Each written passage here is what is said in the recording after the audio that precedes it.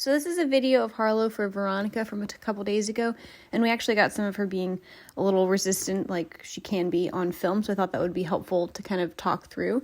So we're just probably about 10 minutes, maybe less into the ride, and just to start out with, I'm really focusing on making sure that she's moving evenly off of both hind legs and not getting that little bit crooked falling to the left like she likes to.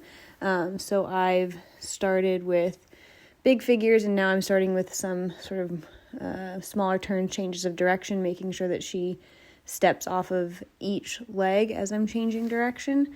And so here as we go to the left, I'm putting my left leg on, and she's doing what we call kind of Gandhiing you, where like she's giving you no reaction to an aid. And whenever a horse does that, I like to think of my aid as like a volume scale. So I'll turn the volume up until I get a reaction, because giving me no reaction is never an option to my leg. I got to do something. So I've kept my left leg on and I've increased it, and I've sort of turned my toe out or put my heel on, and now I'm getting a reaction. It's not a correct reaction, but now she's escalating her volume. And so I always like to think like we can't both turn our volume up at the same time. So when I'm riding a horse and they start to escalate in their reaction or actually give me a reaction, I won't continue to turn the volume up unless I'm pretty sure it's, pick your battles, a battle that I'm going to win. And with Harlow, I know that that is not the case. So I escalate my aid until I get a reaction. It's still not a correct reaction. So then I leave my leg on. I don't increase anymore, but I just leave it there. And then you can see she does sort of step off of my left leg and step over into the right rein and give me that moment of release. So then I have to be really quick to say, yep, that's all I wanted. It's not rocket science. And sort of give her that release point. Then we go back to the right, a little bit the easier way. But then I'm pretty quick to come back to the change of direction.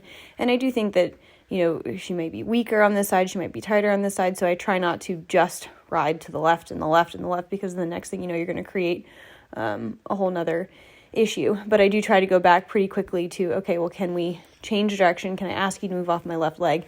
And instead of getting no reaction, now with a lighter aid, I can get that stepping over, yielding away from pressure, and then give her that release point so that she learns that we're not looking for a fight. We're looking for the release point.